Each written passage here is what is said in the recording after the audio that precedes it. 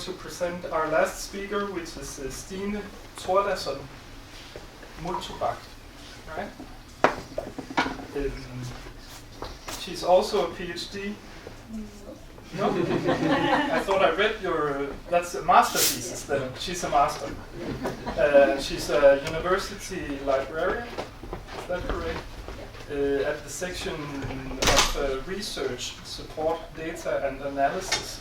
She's the subject manager of architecture, city planning, design, estate development and estate administration at NTNU. That's the Norwegian University of Science and Technology. You probably all knew that. I didn't know that. She's also a part of something called Spilldesign, who they have a webpage, spilldesign.no. And they have a little phrase there that's do, die, retry. I kind of, I'm only getting into what they do, but I see it as a kind of focus group that maybe began as a blogging collective in 2019. Correct me if I'm wrong.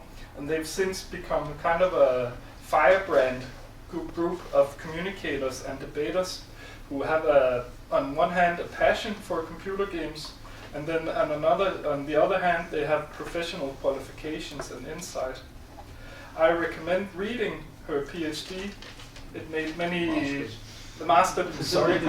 it made many points clear to me regarding game making and how it exists socially, financially, but also on a philosophical level. And I have it with me. I will put it over here. You cannot have it because it has my underlinings, but in the break, if anybody wants to go up and shuffle through it, then it's here. Thank you for coming. I'll give the stage to you. Thank you. Yeah. I just have to have my notes, or I will go off tangent, I think. Okay, I'll just start with thanking Nicholas and Monica for inviting me. It was a bit scary, but also very exciting. So glad to be here.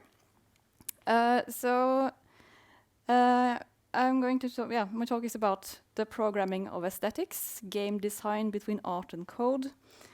And this mouthful of a title is just like a direct translation of my master thesis called Estetikkens programmering, Spilldesign, mellom, kunst og kode. And this was a master thesis I delivered in 2011, back in the old days. And it's within the field of science and technology studies. And my point of departure when I started thinking about doing this thesis was my own lifetime love for digital games.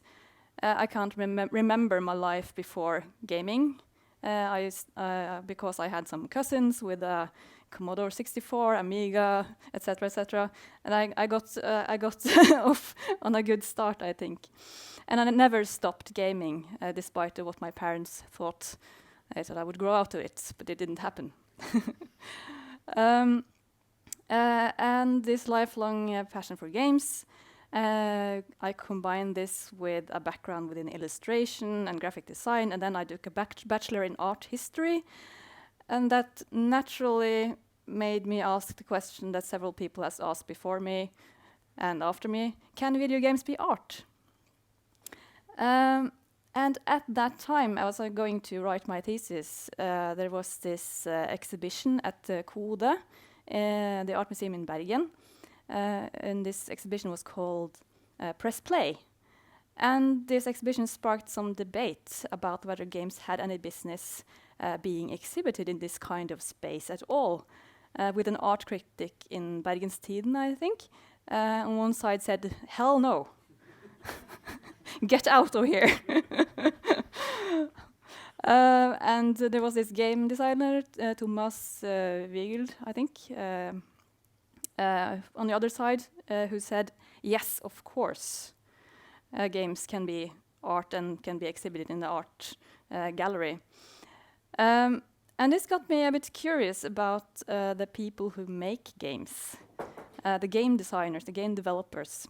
And science and technology studies really enjoy opening so-called black boxes, where you can see what a black box is, where you can see what comes out of it, or maybe what's put into it, but you can't see what is happening inside the black box. There hadn't been that much research done on game developers at that time, and that to me seemed like a black box ripe for opening. So some of my questions going into this were, what do game developers themselves think? Are games art to them? And if so, in what way? And how is the work of designing video games done? And what decides how the visuals are shaped? And in an effort to do this, I interviewed 9 Norwegian game developers. These are not them, but but actually gender is represented here. Like 1, 2, 3 women, and the rest are men. But other than that, they don't look like this. These developers, they were ranging from employees in large companies to solo developers like Mattis is, that did almost everything themselves. And my interviewees had quite diverse backgrounds. When it came to education, I talked to some civil engineers, just like left their PhD to make games, because that was more fun than you working on oil installations. Civil engineers, yes, and people in media production, an illustrator, one with a theater and literature education. I had a couple with art and animation backgrounds. And all of these, they worked in different types of companies and made different types of games. And I talked to them about their motivations, their work processes, their everyday struggles, there were a lot, and their everyday joys, there were a lot of them as well.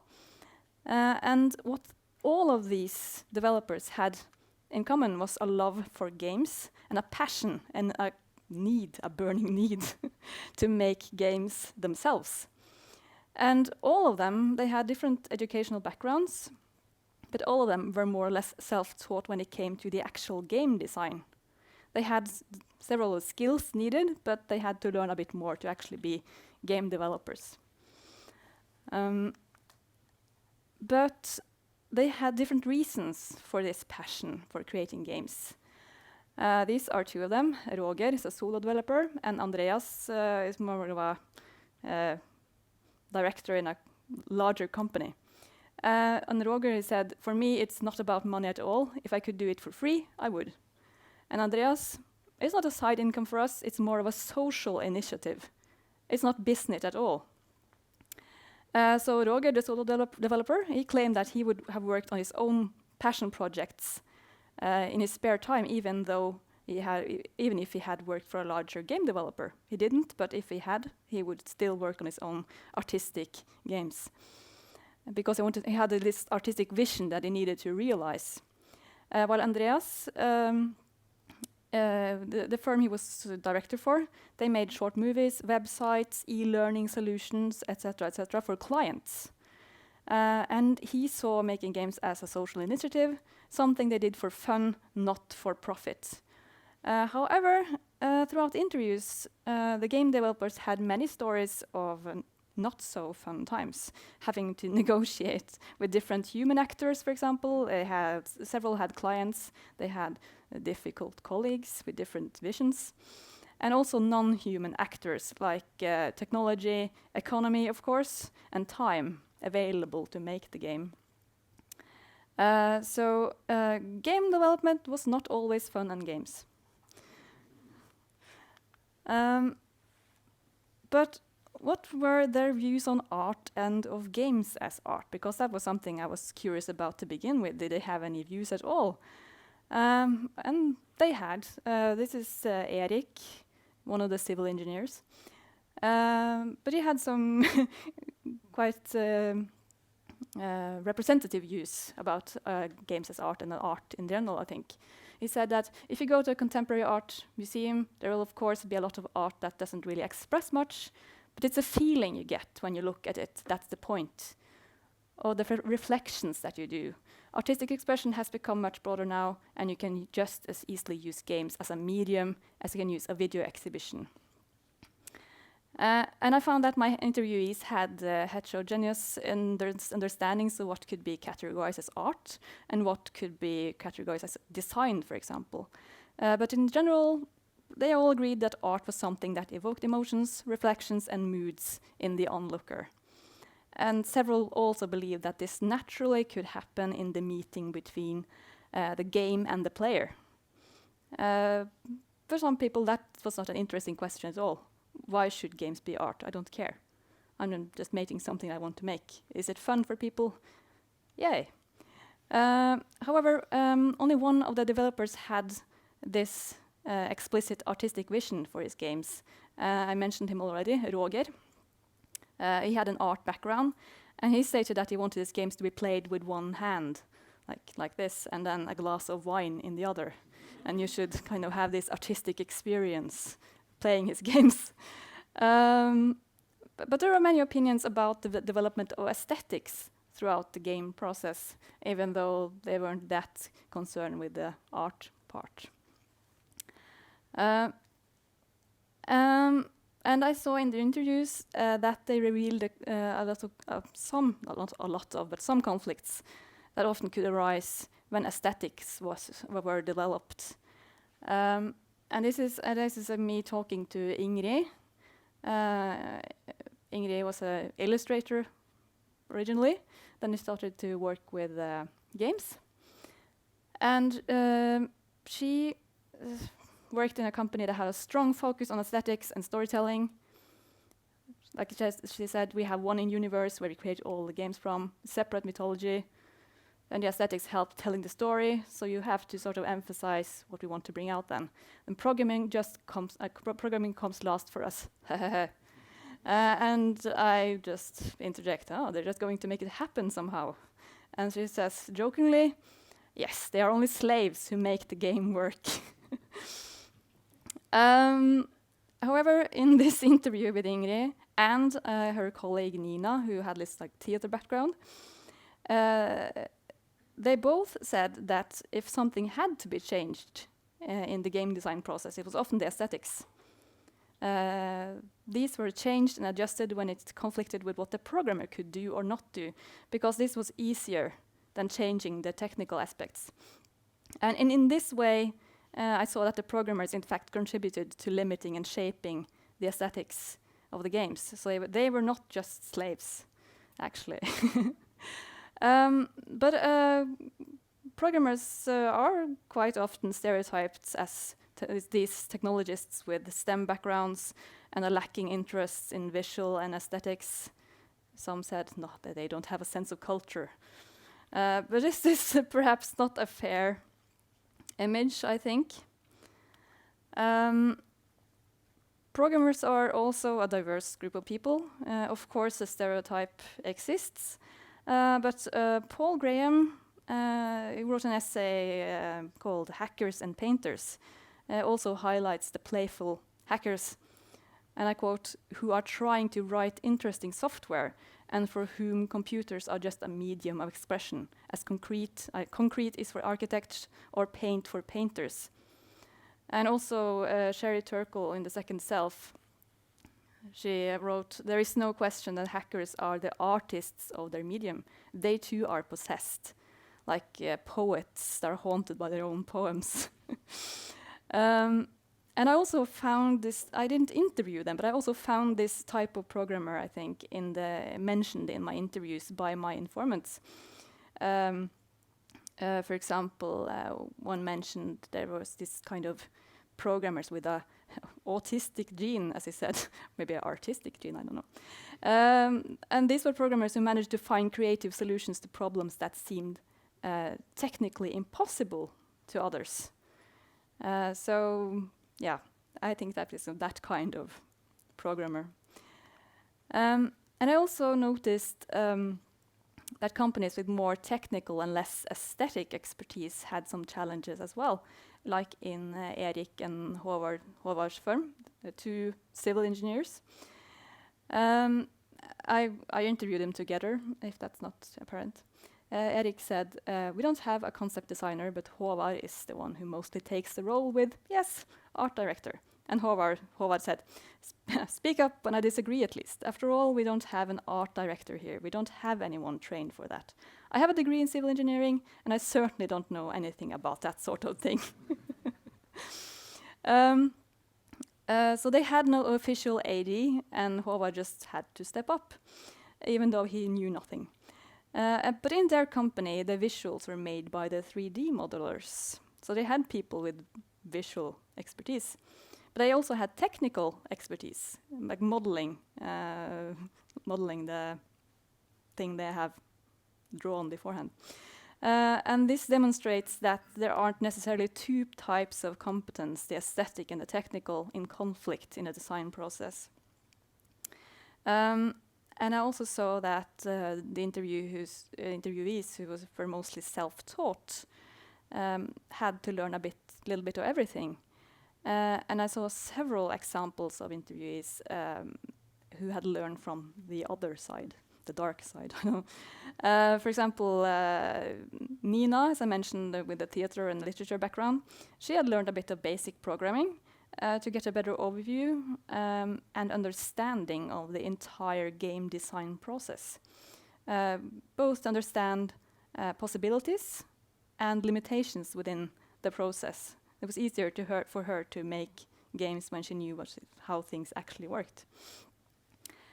So even though there were conflicts and frustrations, according to my developers, I saw no clear and sharp distinction between aesthetics and code in game development. What I did see was examples of technical and aesthetic knowledge being merged, integrated, negotiated.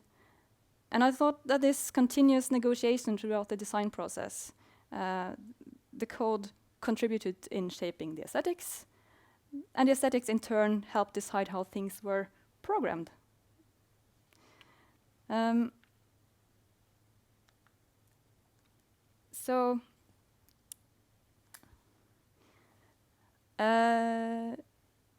I'm back at the beginning. As I talked about on the first slide, the start of writing my thesis, there was this art exhibition. And after writing my thesis, I actually attended the art of video games in Washington, D.C. at the Smithsonian.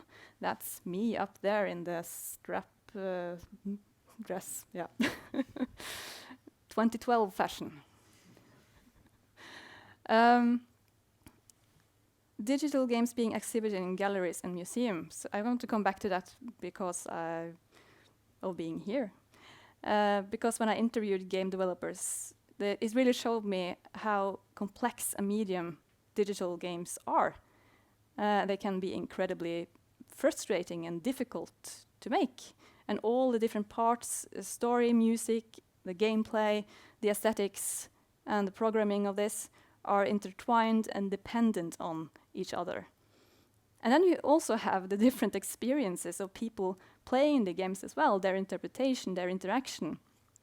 And this can be really hard to work into an exhibit, I think, at least when you do it in a traditional manner.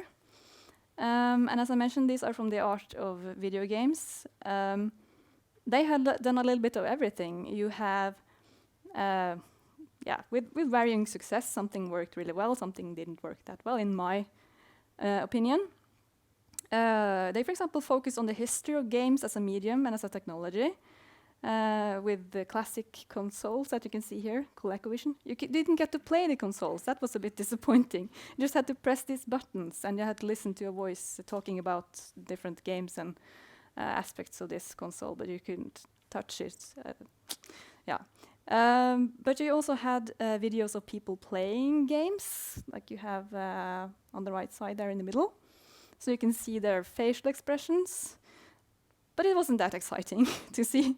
They also had concept arts and quotes about games on the walls. And you can also play a few classic games. Like you can see, you could play Pac-Man and some Super Mario, for example. But printing concept art or flattening screenshots of moving 3D worlds on canvas and putting it in an art gallery doesn't make it art, at least not interesting art, I think. And playable games can be fun, but it's often a game made for playing in a living room, not in a gallery. And you have to wait your turn while a line forms behind you in the field like you're at a game convention. And people watch you play and they watch you fail. That's horrible as well. I think that's awful. So I think it's especially interesting to see this kind of exhibition using the medium of digital games and the playfulness of games, because that's something I often feel is missing in this kind of exhibition, the play element. You're just like walking around and looking at static concept art and 3D printouts. So when you use this, like the digital games as a medium and the playfulness with an artistic intention made for this kind of context, not trying to make games or parts of the game for another setting fit into a gallery or museum, like kind of this square brick into this round hole.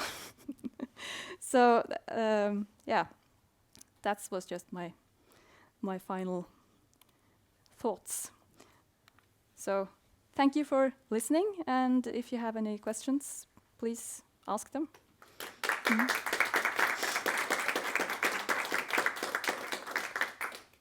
So this was written in 2011, as I understand, and I'm just gonna take a wild swing, but that's like you have the indie wave in computer game making.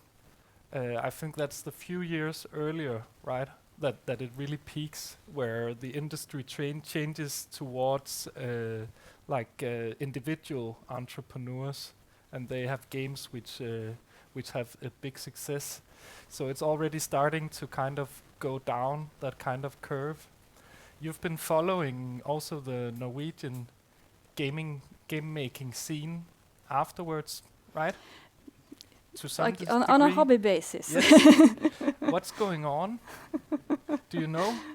How is it today? I haven't updated myself. I of course should have, but I have a full-time job and a 9-month-old baby, so that won't happen. But I have noticed things happening. Like that I was able to write my master thesis about game developers was just due to that more people had started making games. It was easier for like small studios or solo developers to actually start making games, but it was just in the beginning. It has happened a lot since this time. I have noticed a lot more people are making games now than then. I would have more people to talk to if I had written this thesis today. So I think things have changed, but there's still a lot of the same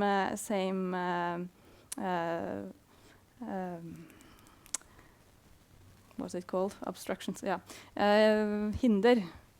Yeah, because obstacles. Obstacles. Yeah, because you still have the economical aspects is always a large obstacle. You can apply for funds, but they always give you less than you need to actually make a game without doing a lot of free work and in your spare time, and yeah.